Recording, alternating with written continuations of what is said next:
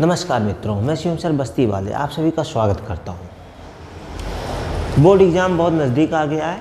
आप लोग अच्छे से तैयारी करिए और आप लोग के लिए हम भौतिक विज्ञान का क्लास लेकर आ गए हैं। आप अच्छे से तैयार करिए और जाइए, एकदम कसम से कह रहे हैं 70 में 70 लेकर आइए। ठीक है, तो आइए पहला जो चैप्टर है उसके बारे में जानते हैं। पहला चैप्टर क्या है? प्रकाश का परावर्तन एवं अपवर्तन। ये भौतिक विज्ञान का पहला चैप्टर है, कक्षा 10 का। तो सबसे पहले देखते हैं क्या है प्रकाश का परावर्तन एवं अपवर्तन। ये पाठ का नाम है। सबसे पहले हम जानते हैं प्रकाश के बारे में। प्रकाश वह ऊर्जा का रूप है, प्रकाश वह ऊर्जा का रूप है जिसकी सहायता से हमें वस्तुएं दिखाई देती हैं। प्रकाश हमारी आंखों को संवेदित करता है।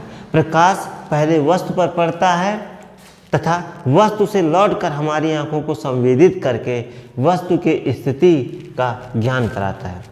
मित्रों, प्रकाश वह ऊर्जा का रूप है। देखिए, प्रकाश भी क्या एक प्रकार का ऊर्जा ही है, ऊर्जा का रूप है।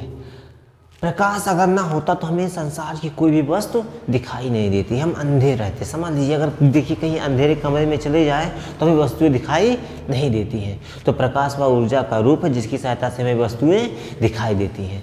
प्रकाश जो होता है ये हमारी आंखों को संवेदित करता है। सबसे पहले कहाँ जाता है? वस्तु पे जाता है, वस्तु से टकरा कर लौट कर हमारी आंखों को संवेदित करता है और संवेदित करने के बाद वस्तु की स्थिति का ज्ञान कराता है। तो ये प्रकाश होता है। आप इस परिभाषा को एकदम रट लीजिए, एकदम दिमाग में बैठा लीजिए और मरते दम तक ना भूलें, ऐसा समझ लीजिए। ठीक है, तो फिर आगे देखते हैं। प्रकाश के मुख्य रूप से कितने स्रोत होते हैं? 2 स्रोत होते हैं। एक होता है दीप्त और दूसरा क्या होता है? अदीप्त। दीप्त मतलब क्या? जो स्वयं प्रकाश उत्पन्न करे।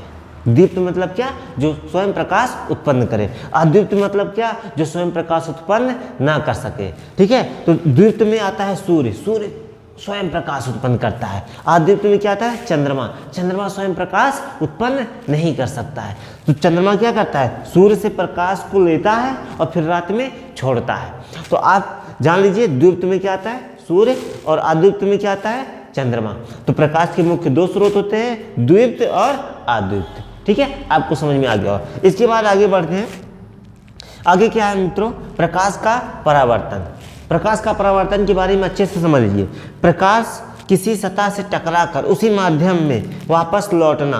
प्रकाश का किसी सतह से टकराकर उसी माध्यम में वापस लौटना प्रकाश का परावर्तन कहलाता है। मित्रों, जब कोई प्रकाश किसी सतह से टकराती है तो पुनः उसी माध्यम में वापस लौट जाती है और इसी क्रिया को प्रकाश का परावर्तन कहा जाता है। आप नीचे देखते होंगे कि यहाँ पे एक फिगर बना हुआ है।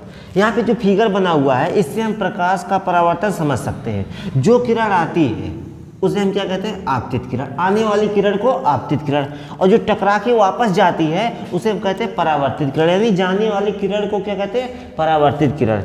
यानी आती है और टकरा कर पुनः उसी माध्यम में वापस लौट जाती है। इसी क्रिया को क्या कहते हैं? प्रकाश का परावर्तन कहते हैं। इसके बीच में एक क्या होता है? काल्पनिक अभिलंब होता है। काल्पनिक अभिलंब क्या करता है कि आपतित किरण को और परावर्तित किरण को दोनों को अलग करता है। अगर मान लीजिए अलग नहीं करेंगे तो हमें पता नहीं चलेगा कि कौन सा आपतित किरण है और कौन सा परावर्तित किरण है। तो आपको समझ में आ गया होगा प्रकाश का परावर्तन और प्रकाश। आपको अगले वीडियो में बताएंगे कि प्रकाश के परावर्तन के कितने नियम होते हैं।